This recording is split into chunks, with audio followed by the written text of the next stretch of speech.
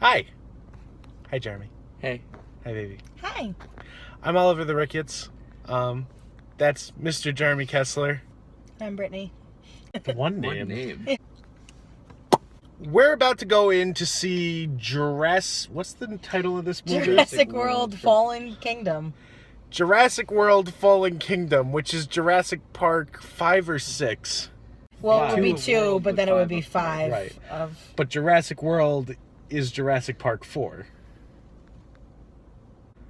For anybody who doesn't know what Jurassic Park is, it's a movie by Steven Spielberg. Where have you been? So we're going to see the second installment of Jurassic World, in which we're seeing Fallen Kingdom. It's coming out tomorrow, technically, June 22nd, 2018. I feel Right. like that shouldn't have been that complicated. It wasn't. Yeah, that's what people want to watch. Yes. Right. So we're about to walk into the movie theater, and I just wanted to hear everybody's expectations. I didn't know this movie was coming out today.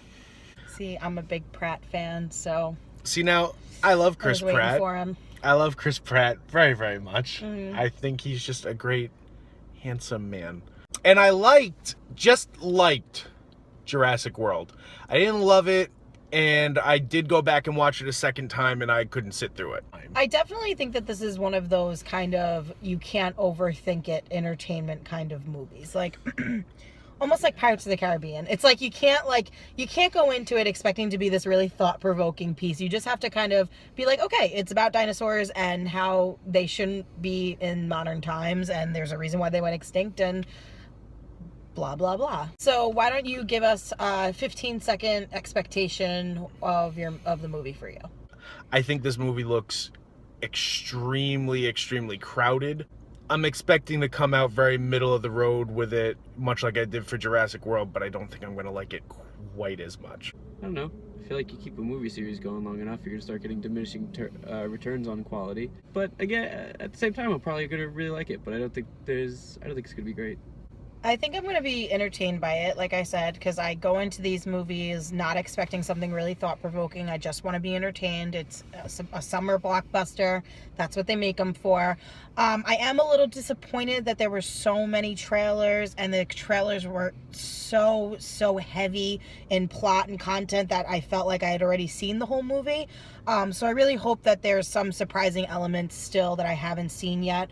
I do want to like it. I do want to be entertained, but I don't see much past that. I think that we should just go see it. It's going to start soon. All right, well, when the camera comes back on, we'll have seen the movie. We'll see you on the other side. All right, so it's 2:17 in the morning, and we just got out of a big fat waste of time, in my opinion. I wasn't too into it. If the first Jurassic World was like a B, this was a C- for me. I think it's funny that we didn't talk about it at all until the camera went on. I don't know, I really liked it because I think I'm just a sucker for dinosaurs because I think they're really cool. That being said, there weren't really a lot of dinosaurs being cool in this movie, but I'm a sucker. I had a good time. I liked it. I don't know what to say. I wanted to be entertained. I felt like I was at times. Yeah, I'll give it that.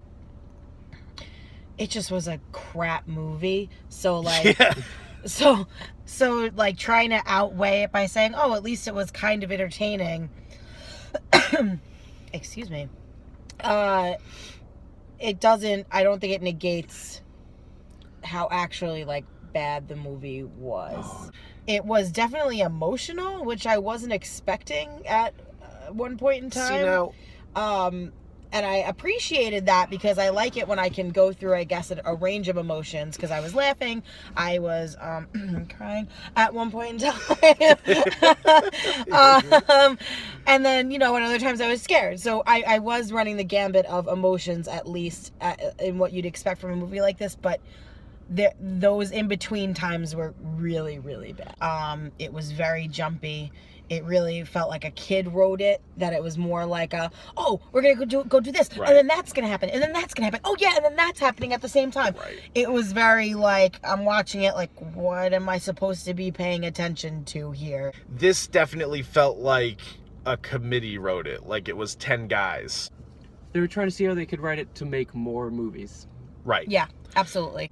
I think what I can compare it to most is I feel like it was kind of like a combination of Independence Day 2 meets Indiana Jones 4. Oh my God. But I like both of those movies better than I like this one. Wow. Pratt looked beautiful. I just there's nothing else to say about that. I literally said to Jeremy, a beautiful man. I literally said to Jeremy, like, Chris Pratt is so much hotter than Bryce Dallas Howard, and I said that too. I don't know. I said that to you during the movie. What's the? I'll agree. God, that's like a beautiful. I want to be him so bad. It was actually really cool to see him at one point in time kind of kicking ass. Like, right. I really, there was one part, I'm not going to spoil it entirely, but he really was like kicking Channeling ass. Star-Lord. Because he pulled off the just mustache, which is a really hard thing to do. Yeah, he did. He definitely carries it. Yeah. There's no... If you take him out... If you're a Pratt fan, you'll enjoy it for that aspect. Right. Because it really is very Pratt heavy. Right. Now, there is two other people that aren't getting out of this without somebody saying something. Because that kid who was in friggin' Every Day... Everything. Every Day. Yeah. That's what it was. He had no place in this movie. Right. Well, he was not necessary. If this movie was made... a couple years ago before this was a cliche, maybe. But he really only serves... There's one character who only serves the function of being... Scared. Upset, scared, or mad. He does not have one line in this movie that isn't like, oh, my dad said this was a good idea, but now I got blood on my sneakers. And then, of course, we had the chick... the veterinarian chick who, it's just almost, up until the latter part of the movie, basically any interaction that involved her was very cringy. It just was very like, let me shove down your throat that she is a smart and capable woman. I have no doubt. You would have given me no reason to doubt that she's a smart and capable woman, other than the fact that every time somebody addressed her, she had to bring up the fact that she was a smart and capable. It was stupid. She's competent. She doesn't need a man to get her through the jungle. Why do I need to be told that? I can assume that. I would have been given no reason to not assume that. The fact that you're questioning it in your own movie makes me say, why would I have to question that at all? It's stupid. Do you feel that Bryce Dallas Howard, her character, is not an independent woman? Because they don't say that about her. So am I supposed to feel like she's less of a woman? Like, I did appreciate the fact that she wasn't running in heels this entire movie, because not that I felt that it wasn't possible. I just felt that it was silly. Difficult. It would be very difficult when you're running through a jungle trying to escape dinosaurs. There's your review. We thought it was just all right. I give it a C minus. Yeah, I give it a C. Oh, me too. I'll give maybe like a C plus. Spoilers. If you don't want him, turn it off. My first thing, and this is a real like small little nitpick, and I get that. And again, this goes back to like how you feel about politics or whatever. It doesn't matter. The thing with them bringing up nasty women, there's no need for that to be in the movie, and that doesn't reflect on my politics at all, whether they're one way or another. It's that it's dated now, when we're only like a year out of this election. Imagine going back and watching this thing 5 years down the line. How flat is that line gonna fall? And it just goes back to the point we were making before in our non-spoilers review, that it's just, I don't understand why we have to keep pointing out that a character is driven by their gender. I guess you could say that characteristics are essentially only there because you're either a man or a woman. Movies need to stop making a point to say that their women are strong. Let the women just be strong. Let the women speak for themselves. Don't make it this big, political movement to say, yeah, we have strong women in our movie. Just let them rock. Why does nobody have the care or morality? I mean, I understand we're not killing the dinosaurs. We're not euthanizing them, which we could have done. We could have left them all on the island. We could have just let the island blow up. Everybody could have just left the dinosaurs alone to go extinct as they once did, billions of years ago. Right. They're alive like me. be free. So okay. So are the rest of the human race.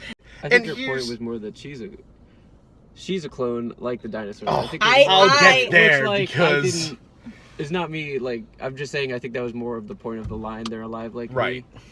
Well, and the thing is, that goes into the That's how I movie. interpreted it. That goes into the movie though, like telling you how to feel, because that whole development. I get that it was foreshadowed with the picture. I understand all that. But the fact that the villain says that to Chris Pratt and Bryce Dallas Howard, just like out of nowhere, it's like, okay, well, I know you needed to shoehorn in this explanation of like, oh, well, she's, you know, a DNA experiment. There's no reason that any person would have said that to any other person in that scenario. And the thing is, like, in retrospect, they were hinting at it. You know, he wouldn't let her see pictures of her mother. You know, she kept wondering about, you know, her mom and if she looked like her and, you know, things, I guess, like that, if you want to call those hinting at it. But it was just a really unnecessary plot. Right. I think the ending of the movie that we got was not the original ending of the movie. It was a boardroom decision, I bet. I think that they were, instead of in the end, and obviously these are spoilers, instead of in the end, Bryce Dallas Howard shooting the gun at Chris Pratt and having the thing, the Indoraptor, whatever the hell it was, the new big black bad dinosaur. Black Raptor, I'm going to say, go for Chris Pratt. I think it was meant that the little girl was somehow going to be connected and she was going to somehow command the raptor and it was going to listen to her. You know, and all this weirdness. Well, especially especially when you have the whole movie they're talking about, well, you came up with that raptors can listen to human command. Yeah, they kept fucking beating that to death. And then none of that happened anywhere. Right. And then, well, because you have Blue, but you already established in the first Blue one. Listens to him. Exactly. I mean, how many times do I have to be told that Blue is an obedient raptor? Right, because they want to have a dinosaur be the hero, which is kind of cool, but you got to do it better than this. If you took the first Jurassic part, it's almost like with Infinity War and Iron Man, it's like if you took the first one and then you took this one, how did we get from A to B? I also just really feel like you already did the plot line of making a new dinosaur. Why'd we do it again? Didn't care. Every movie. Just as we predicted beforehand, that the trailer told the entire story. The only thing that it didn't talk about that was in the movie that was not in the trailer was the fact that the little girl was genetically created, and that's because that was their big twist. Right. And that even their big twist felt like such an afterthought. Jeff Goldblum talked for a long time. A couple days. And unfortunately, that reminded me too much of Rampage. Oh my God! Do you remember? Yeah. When they had the big crocodile, the huge alligator. Yeah, that's wings. what that reminded me of. Not to, like, I love how there's no effort. Maybe we'll have a Dwayne the Rock crossover for our third installment. The dinosaurs are driving with Vin Diesel next. That's what's happening, and it's going to be a musical. Well, the rides are close to each other in Universal Studios. Yeah. So. Yes, the dinosaurs sing, and Vin has a solo. I love it. It's just passable. Yeah. There are a few things that make it just passable for me. And everybody says, like, oh, if you can go and, like, disconnect it from this, but I shouldn't have to because you put it in the title. There's disconnect, and then there's, like, shooting off into space. I shouldn't have to disconnect it from a series that I like if they put the series that I like in the title. You know, you're asking me to connect it. But if you can go in and just look at it, it's all right, I guess. If you have Movie Pass, I'd suggest using your Movie Pass. Yeah. Well, that's it for our ride home review. We got to ride home now. If you liked it, these are pretty easy, so there'll probably be more. And there's lots of new stuff, right, Jeremy? Summertime. Stick around. Hit the subscribe button.